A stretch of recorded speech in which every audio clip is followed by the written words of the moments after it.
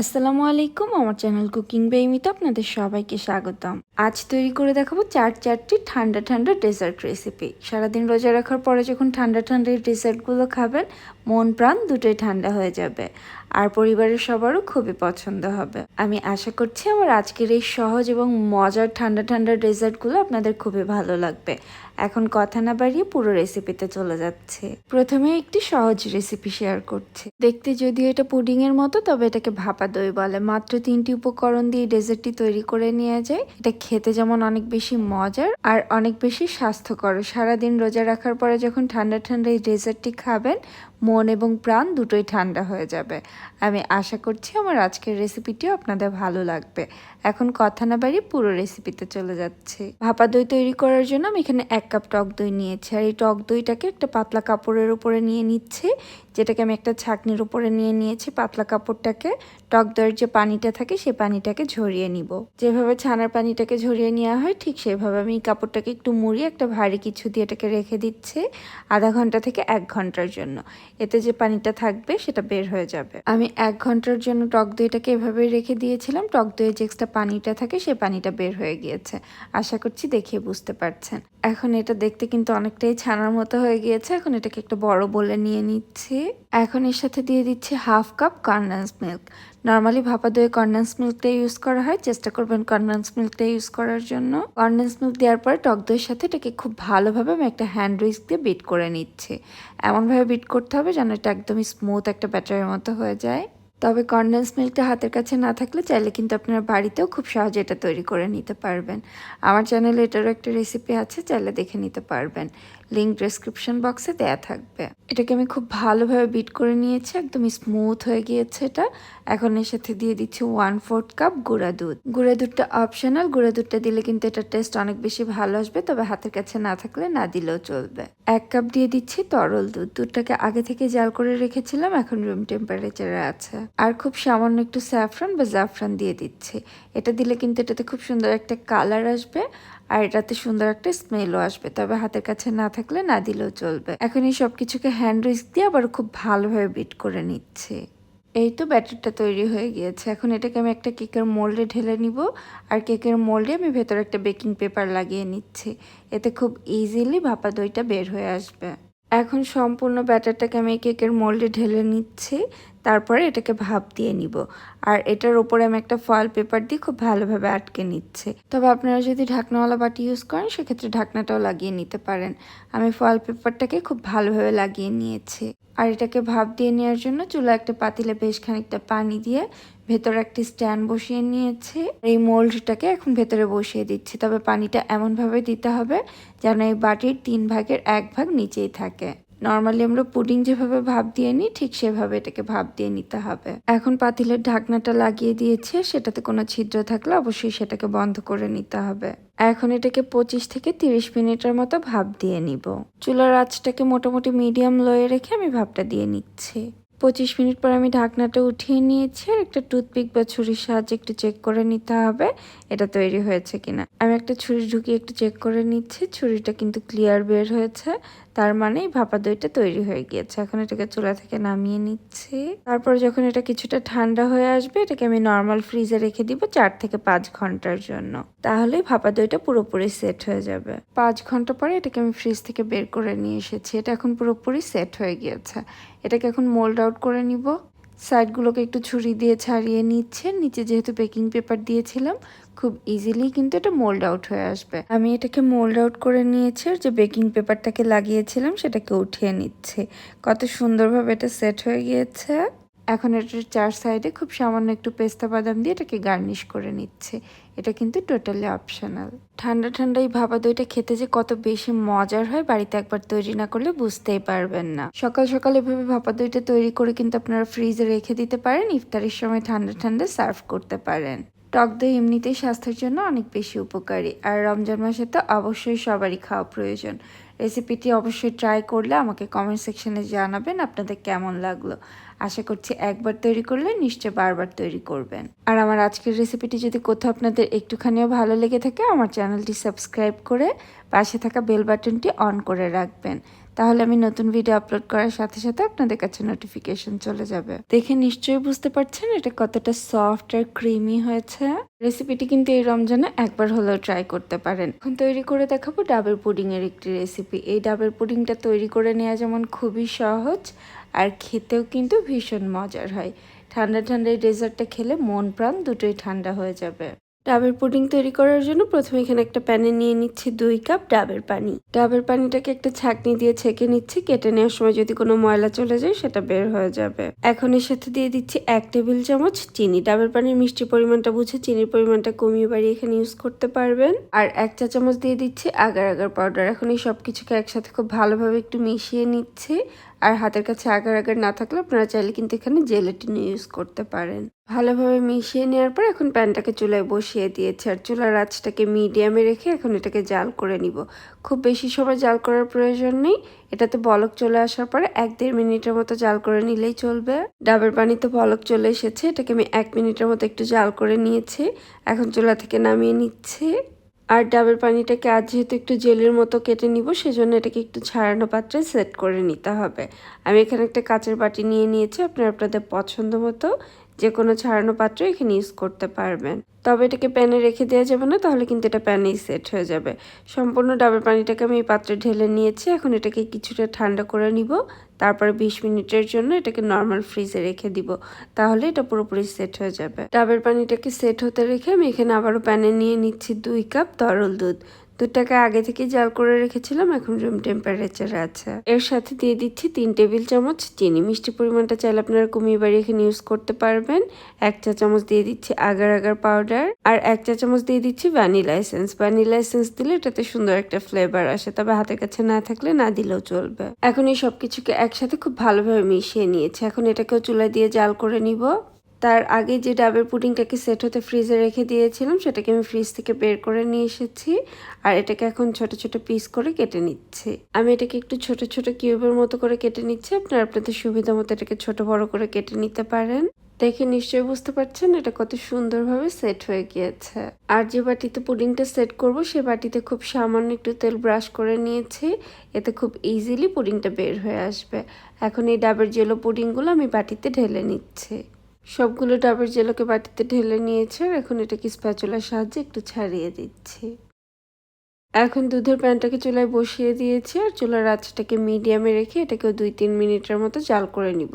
খুব বেশি সময় জাল করার প্রয়োজন নেই। দুধের এই মিশ্রণটাকে মোটামুটি একটু নেড়ে নেড়ে জাল করে নিচ্ছি। এটাতে বলক চলে এসেছে, এখন এটাকে আরো 1-1.5 মিনিটের মতো জাল করে নিব।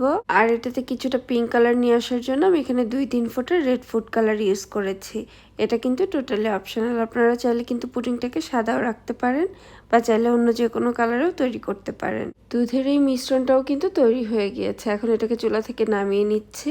আর ডাবের যে পুডিংগুলোকে আগে থেকে সেট হতে রেখে দিয়েছিলাম, এখন সেটার ভেতরে আমি এই দুধের মিশ্রণটাকে ঢেলে দিচ্ছি। সম্পূর্ণ দুধের মিশ্রণটাকে ঢেলে নেওয়ার পর স্প্যাচুলার সাহায্যে একটু নেড়ে নিচ্ছি, যেন ডাবের পুডিংগুলো সব জায়গায় ভালোভাবে ছাড়িয়ে যায়। এখন এটাকে কিছুটা ঠান্ডা করে নিব, তারপরে নর্মাল ফ্রিজে রেখে দিব 2 থেকে 3 ঘন্টার জন্য। তাহলেই কিন্তু ঠান্ডা ঠান্ডা মজাদার এবং স্বাস্থ্যকর এই ডাবের পুডিংটা সেট হয়ে যাবে। 3 ঘন্টা পরে এটাকে আমি ফ্রিজ থেকে বের করে নিয়ে এসেছি। এটা এখন পুরোপুরি সেট হয়ে গিয়েছে। আর এটাতে কিছুটা তেল ব্রাশ করে নেওয়ার কারণে খুব ইজিলি কিন্তু এটা সাইড থেকে মোল্ড আউট হয়ে আসছে। দেখে নিশ্চয়ই বুঝতে পারছেন। আমি ছুরি দিয়ে একটু সাইডগুলোকে ছাড়িয়ে নিচ্ছি, তারপর একটা প্লেটে এটাকে মোল্ড আউট করে নিচ্ছি। আপনারা চাইলে কিন্তু এটাকে তৈরি করে নর্মাল ফ্রিজে রেখে দিতে পারেন, ইফতারের সময়ও সার্ভ করতে পারেন। এই তো পুডিংটা দেখে নিশ্চয়ই বুঝতে পারছেন এটা দেখতেই কতটা সুন্দর হয়েছে। তবে উপর সাইডটা যেহেতু বেশি সুন্দর, আমি এটাকে উল্টে নিয়েছি। এখন এটাকে পিস পিস করে কেটে নিচ্ছে। এটাকে ঠান্ডা ঠান্ডা সার্ভ করব। প্রচন্ড এই গরমে সারাদিন রোজা রাখার পরে যদি ঠান্ডা ঠান্ডা ডাবের এই পুডিংটা কাউকে সার্ভ করেন, খেয়ে তার মন প্রাণ দুটোই ঠান্ডা হয়ে যাবে। আর এটা খেতে যেমন অনেক বেশি মজার আর অনেক বেশি স্বাস্থ্যকর। আমি আশা করছি রেসিপিটি আপনাদের ভালো লেগেছে। আর আমার আজকের রেসিপিটি যদি কোথাও একটুখানিও ভালো লেগে থাকে, প্লিজ আমার চ্যানেলটি সাবস্ক্রাইব করে রাখবেন। এই রমজানের রেসিপিটি একবার হলেও ট্রাই করতে পারেন। আর ট্রাই করলে কেমন লাগলো আমাকে কমেন্ট সেকশনে জানাতে ভুলবেন না। ঠান্ডা ঠান্ডা এবং ভীষণ মজার একটি পুডিং বা ডেজার্টের রেসিপি নিয়ে চলে এসেছি। তৈরি করে দেখাবো কফি জেলো মিল্ক পুডিং। এটা দেখতে যেমন খুবই সুন্দর এবং লোভনীয়, খেতেও কিন্তু অসম্ভব মজার হয়। আর এই গরমে এটা ঠান্ডা ঠান্ডা খেলে কিন্তু মন প্রাণ একদম ঠান্ডা হয়ে যাবে।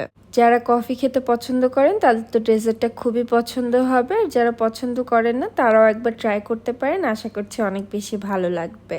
এখন কথা না বাড়িয়ে পুরো রেসিপিতে চলে যাচ্ছে। কফি জেলি মিল্ক পুডিংটা তৈরি করার জন্য প্রথমে জেলো বা জেলিটা তৈরি করে নিব। সেজন্য এখানে একটা প্যানে নিয়ে নিচ্ছি 2 কাপ পানি। পানিটা রুম টেম্পারেচারে আছে। এর সাথে দিয়ে দিচ্ছি 1 চা চামচ কফি, আমি এখানে ভরে 1 চা চামচ নিয়েছি। আর দিয়ে দিচ্ছি 1/3 কাপ চিনি। মিষ্টিটা চাইলেই কিন্তু আপনারা কিছুটা কমিয়ে বাড়িয়ে এখানে ইউজ করতে পারবেন। আর জেলিগুলো সেট করার জন্য আমি এখানে আগার আগার পাউডার ইউজ করছি। 2 কাপ পানির জন্য আমি এখানে 1.5 চা চামচ আগার আগার পাউডার দিচ্ছি, তবে আপনারা চাইলে আগার আগার পাউডারের পরিবর্তে জেলাটিন দিয়েও জেলিটা সেট করে নিতে পারেন। আগার আগার পাউডার দেওয়ার পরে সব কিছুকে একসাথে খুব ভালোভাবে মিশিয়ে নিচ্ছে। এখন প্যানটাকে চুলায় বসিয়ে দিয়ে জাল করে নিব। আর এই জেলিটা তৈরি করতে একদমই সময় লাগে না। পানিতে বলক আসার পর 1 মিনিটের মতো এটাকে জাল করে নিলেই হবে। যেহেতু কফি দিয়ে জেলিটা তৈরি করছি, উপরে কিন্তু বেশ খানিকটা ফেনা তৈরি হয়েছে, তবে যখন এটা তৈরি হয়ে যাবে তখন আর এই ফেনাটা থাকবে না। পানিতে বলক আসার পরে আমি এটাকে 1 মিনিটের থেকেও কম সময় জাল করে নিয়েছি, এটা কিন্তু তৈরি হয়ে গিয়েছে। এখন প্যানটাকে চুলা থেকে নামিয়ে নিচ্ছে। যে বাটিতে আপনারা জেলিগুলো সেট করতে চান সেই বাটিতে ঢেলে নেবেন। আমি এখানে 2টা বাটিতে ঢেলে নিচ্ছি। এটার উপরে যে বাবল বা ফ্যানের মতো তৈরি হয়েছে সেটাকে উঠিয়ে নিচ্ছি। এখন এটাকে কিছুটা ঠান্ডা করে নিব, তারপর নর্মাল ফ্রিজে রেখে দিব 15 থেকে 20 মিনিটের জন্য। তাহলে কিন্তু এটা পুরোপুরি সেট হয়ে যাবে। কফি জেলিগুলোকে সেট হতে রেখে আমি এখানে দুধের একটা মিশ্রণ তৈরি করে নিব। আমি এখানে আবার আরেকটা প্যানে নিয়ে নিচ্ছি 2 কাপ তরল দুধ। এই দুধটা আগে থেকে জাল করা ছিল, এখন রুম টেম্পারেচারে আছে। এর সাথে দিয়ে দিচ্ছি 1/3 কাপ চিনি। মিষ্টিটা চাইলেই কিন্তু কিছুটা কমিয়ে বাড়িয়ে আপনারা ইউজ করতে পারবেন। 1 চা চামচ দিয়ে দিচ্ছি কফি। যে কোনো ব্র্যান্ডের কফি কিন্তু এখানে আপনারা ইউজ করতে পারবেন। আর এর সাথে দিয়ে দিচ্ছি 1 টেবিল চামচ মাইলো। মাইলো দিলে এটা স্বাদ কিন্তু আরো অনেক গুণে বেড়ে যায়, তবে হাতের কাছে না থাকলে না দিলেও চলবে।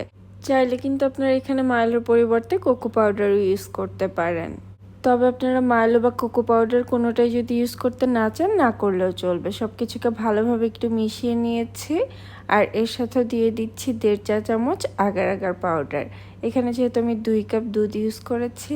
আর অবশ্যই খেয়াল রাখতে হবে আগার আগার পাউডারটা কখনোই গরম কিছুতে মেশানো যাবে না। এটাকে রুম টেম্পারেচারে থাকা দুধ বা পানির সাথে মিশিয়ে নিতে হবে। সব কিছুকে ভালোভাবে মিশিয়ে নেওয়ার পর এখন আমি প্যানটাকে চুলায় দিয়ে জাল করে নিব। তার আগে যে আমি কফির জেলিগুলো সেট হতে রেখে দিয়েছিলাম সেটাকে ফ্রিজ থেকে বের করে নিয়ে এসেছি, আর এটাকে ছোট ছোট পিস করে কেটে নিচ্ছি। আপনারা আপনাদের সুবিধা মতো বা পছন্দ মতো সাইজ এটাকে ছোট বড় করে কেটে নিতে পারেন। দেখে নিশ্চয়ই বুঝতে পারছেন কত সুন্দরভাবে জেলিগুলো সেট হয়ে গিয়েছে। এমন অনেক আপুরাই আছে যারা আমার ভিডিওতে এসে কমেন্ট করে যে তাদের আগার আগার পাউডারটা সেট হতে চায় না, পুডিংটা জমে না। তাদের জন্য বলছি অবশ্যই চেষ্টা করবেন ভালো কোনো ব্র্যান্ডের আগার আগার পাউডার ইউজ করার জন্য। আমি যেহেতু 2 বাটিতে জেলিটা সেট হতে রেখেছিলাম, আমি 2 বাটির জেলিগুলোকেই কেটে নিয়েছি। বেশ অনেকটাই হয়েছে। কেটে নেওয়ার পরে পুডিংটা আমি যে বাটিতে সেট করব সেই বাটিতে অর্ধেকটা জেলি ঢেলে নিচ্ছি। আর বাকি জেলিগুলো একটা সাইডে রেখে দিচ্ছি, সেটা পরে ইউজ করব। পুডিংটা সেট করার জন্য আমি এখানে একটা রাউন্ড শেপের বাটি নিয়েছি, তবে আপনারা আপনাদের পছন্দ মতো যে কোনো শেপের বাটিতেই কিন্তু পুডিংটা সেট করে নিতে পারেন। জেলিগুলোকে বাটিতে নিয়ে নেওয়ার পরে আমি এখন দুধের মিশ্রণটাকে চুলায় বসিয়ে দিয়েছি, আর এটাকে কিছুক্ষণ জাল করে নিব। এই মিশ্রণটাকেও খুব বেশি সময় জাল করতে হবে না, যখন দুধে ভালোভাবে বলক চলে আসবে 1 মিনিটের মতো জাল করে নিলেই হবে। এই তো দুধের এই মিশ্রণটাতে কিন্তু বলক চলে এসেছে, আর আমি এটাকে মোটামুটি একটু নেড়ে নেড়ে জাল করে নিয়েছি। এখন এটাকে চুলা থেকে নামিয়ে নিচ্ছি, আর যে বাটিতে জেলিগুলোকে সেট করে রেখেছিলাম সেই বাটিতে এখন এই দুধের মিশ্রণটা ঢেলে নিচ্ছে। আগার আগার পাউডার দিয়ে তৈরি করা যে কোনো পুডিং বা ডেজার্টই কিন্তু আপনারা বেশিক্ষণ প্যানে রেখে দিতে যাবেন না, তাহলে সেটা প্যানেই জমে যাবে। যে বাটিতে ডেজার্ট বা পুডিংটা সেট করবেন চেষ্টা করবেন সাথে সাথে গরম অবস্থাতেই সেটাকে ঢেলে নেওয়ার জন্য। জেলিগুলো যেন জায়গা থেকে সরে না যায়, সেজন্য আমি স্প্যাচুলার উপরে আস্তে আস্তে দুধের এই মিশ্রণটাকে ঢেলে নিচ্ছি। হাফ জেলি তো আমি প্রথমে বাটিতে ঢেলে নিয়েছিলাম, আর বাকি যে জেলিটুকু রেখে দিয়েছিলাম সেটা এখন উপর দিয়ে দিয়ে নিচ্ছি। এখন এই ডেজার্ট বা পুডিংটাকে এভাবেই রেখে দিব। যখন এটা কিছুটা ঠান্ডা হয়ে যাবে তারপর এটাকে নর্মাল ফ্রিজে রেখে দিব 3 থেকে 4 ঘন্টার জন্য। তাহলে পুডিংটা যেমন পুরোপুরি সেট হয়ে যাবে, আর এটাকে ঠান্ডা ঠান্ডা সার্ভও করা যাবে। এই তো 3 ঘন্টা পরে আমি পুডিংটাকে ফ্রিজ থেকে বের করে নিয়ে এসেছি। দেখে নিশ্চয়ই বুঝতে পারছেন এটা কিন্তু খুব সুন্দরভাবে সেট হয়ে গিয়েছে। আমি সাইডগুলোকে একটু ছুরি দিয়ে ছাড়িয়ে মোল্ড আউট করে নিচ্ছি। এই প্রচন্ড গরমে এই ঠান্ডা ঠান্ডা ডেজার্টটা দেখেও কিন্তু মনের শান্তি। এটা দেখতে যেমন খুবই সুন্দর হয় আর খেতেও কিন্তু অসম্ভব মজার হয়। আশা করছি রেসিপিটি আপনাদের খুবই ভালো লাগবে। এই গরমে রেসিপিটি ট্রাই না করলে কিন্তু অনেক বড় মিস হয়ে যাবে। রেসিপিটি অবশ্যই ট্রাই করবেন আর আমাকে কমেন্ট সেকশনে জানাতে ভুলবেন না আপনাদের কেমন লাগলো। আর আমার আজকের রেসিপিটি যদি কোথাও আপনাদের একটুখানিও ভালো লেগে থাকে, প্লিজ আমার চ্যানেলটি সাবস্ক্রাইব করে রাখবেন। পাশে থাকা বেল বাটনটিও অন করে রাখতে পারেন। তাহলে আমি নতুন ভিডিও আপলোড করার সাথে সাথে সবার আগে আপনার কাছে নোটিফিকেশন চলে যাবে। প্রচন্ড গরম পড়ছে। এই গরমে আমাদের সবারই ঠান্ডা ঠান্ডা এবং রিফ্রেশিং কিছু খেতে ইচ্ছে করে, যেটা খেতেও মজার হবে এবং স্বাস্থ্যকর। আজ সেরকমই একটা রেসিপি শেয়ার করব, আর সেটা হচ্ছে ডাবের পুডিং। ডাবের পুডিং খেতে যেমন ভীষণ মজার হয়, আর এটা অনেক বেশি রিফ্রেশিং এবং স্বাস্থ্যকর। খুবই অল্প সময় এবং অল্প কিছু উপকরণ দিয়ে ডাবের পুডিংটা তৈরি করে নেওয়া যায়। আমি আশা করছি রেসিপিটি আপনাদের ভালো লাগবে। এই গরমে রেসিপিটি একবার হলেও ট্রাই করতে পারেন। ডাবের পুডিং তৈরি করার জন্য প্রথমে এখানে একটা প্যান নিয়ে নিয়েছি আর নিয়ে নিচ্ছি 2 কাপ ডাবের পানি। চাইলেই কিন্তু এখানে ডাবের পানির পরিমাণটা আপনারা কমিয়ে বাড়িয়ে ইউজ করতে পারবেন। আর ডাবের পানিটাকে অবশ্যই ছেঁকে নিতে হবে। কেটে নেওয়ার সময় যদি কোনো ময়লা চলেও যায় সেটা যেন ভেতরে না যায়। ডাবের পানিটাকে ছেঁকে নেওয়ার পরে এখন এর সাথে দিয়ে দিচ্ছি 2 টেবিল চামচ চিনি। আমি একটু বড় সাইজের ডাব এখানে ইউজ করেছি, সেজন্য পানিটা বেশ মিষ্টি। তবে আপনারা চাইলে কিন্তু চিনির পরিমাণটা কমিয়ে বাড়িয়ে ইউজ করতে পারবেন। আর দিয়ে দিচ্ছি 1.5 চা চামচ আগার আগার পাউডার। অনেকেরই কমপ্লেন থাকে আগার আগার পাউডারটা মিশে না বা দলা হয়ে থাকে। চেষ্টা করবেন ভালো কোনো ব্র্যান্ডের আগার আগার পাউডার ইউজ করার জন্য, কেননা আগার আগার পাউডারটা ভালো না হলে কিন্তু পুডিংটা জমবে না। এখন প্যানটাকে একটা সাইডে রেখে দিয়েছি আর এখানে ডাবের শাঁসটা নিয়ে নিয়েছি। আমি প্রথমেই বলেছি আমি একটু বড় সাইজের ডাব এখানে ইউজ করেছি, সেজন্য ডাবের শাঁসটা বেশ মোটা। এখন এটাকে একদম পাতলা পাতলা করে কেটে নিব। আপনারা আপনাদের সুবিধা মতো কিন্তু এটাকে কেটে নিতে পারেন। আমি একটু পাতলা করেই কাটছি, দেখে নিশ্চয়ই বুঝতে পারছেন। ডাবের শাঁসটাকে আমি উঠিয়ে খুব ভালোভাবে নিচের সাইডটা পরিষ্কার করে নিয়েছি। আর আপনারা চাইলেই কিন্তু এখানে কচি ডাবু ইউজ করতে পারেন, বা চাইলে আমার মতো একটু বড় সাইজের ডাবু ইউজ করতে পারেন।